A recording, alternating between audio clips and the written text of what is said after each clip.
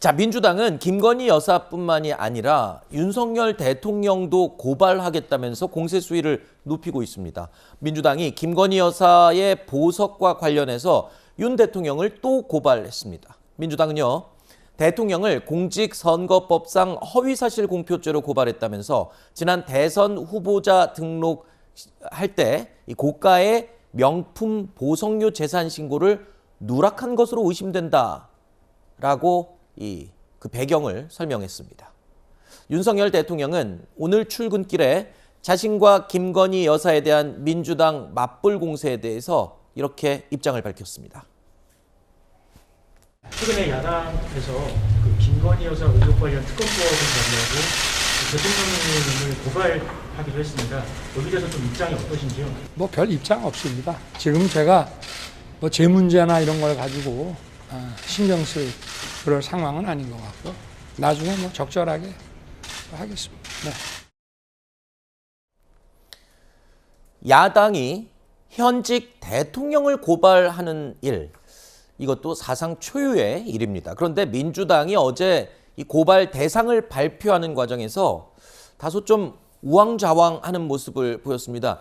그러다 보니까 이 민주당이 맞불 공세를 좀 성급하게 서둘러서 하다 보니까 이렇게 좀 실수를 한 게 아니냐, 이런 그렇습니다. 지적도 있더군요. 예, 이 특검법 발의도 그렇고요. 며칠 전까지만 해도 그 당내에서 정해지지 않았다고 하다가 지금 최진봉 교수께서는 여론이 바뀌어서 그렇다고 하는데 글쎄요. 제가 여론을 못 들어서 그런지 몰라도 저는 그런 거를 잘 못 느꼈었습니다.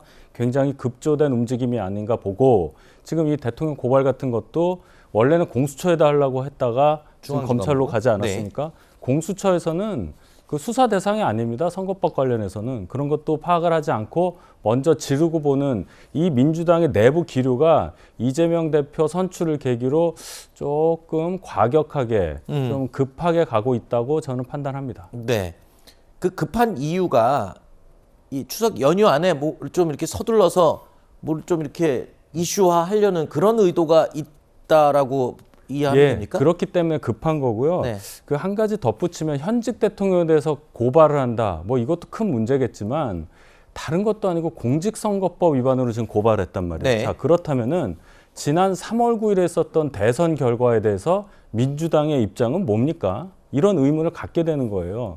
뭐 대선 불복이라는 얘기까지는 제가 하고 싶지 않은데 이 대선 결과, 대선 과정, 대선 전체에 대해서 민주당이 갖고 있는 입장이 무엇인지에 대해서 심각하게 저는 의문을 가지고 있는 것이 합리적이지 않을까 이렇게 판단합니다. 공직선거법 위반이기 때문에 지금 하는 거예요. 9월 9일이면 지금 공소시효가 끝나요. 네. 그러니까 대통령은 현직에 있는 동안은 형사소추를 받지 않습니다. 수사도 그렇죠. 받지 않고 어차피 이 수사는 대통령 임무가 끝나신 뒤에 하실 거예요. 5년 뒤에. 할 거예요. 네. 근데 그걸 안 해놓으면 수사가 안 돼요. 그러면 그냥 지나고 나면 어떻게 할 거예요, 그러면.